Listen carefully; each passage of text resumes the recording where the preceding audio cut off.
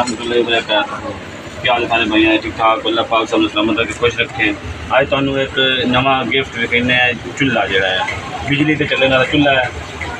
चूल्हे इनकी पहली गल तो है इनकी वारंटी कोई नहीं, 5300 का आंदा है। दूसरी गल है ये जनाब सारे फंक्शन हैं, तुम चावल पका सकते हो, सलन पका सकते हो, चाय पका सकते हो, कोई अग नहीं, कोई मसला नहीं।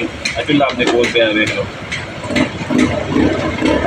मोटे लफा सकते वजन सिर्फ 3 से 4 किलो वजन होगा।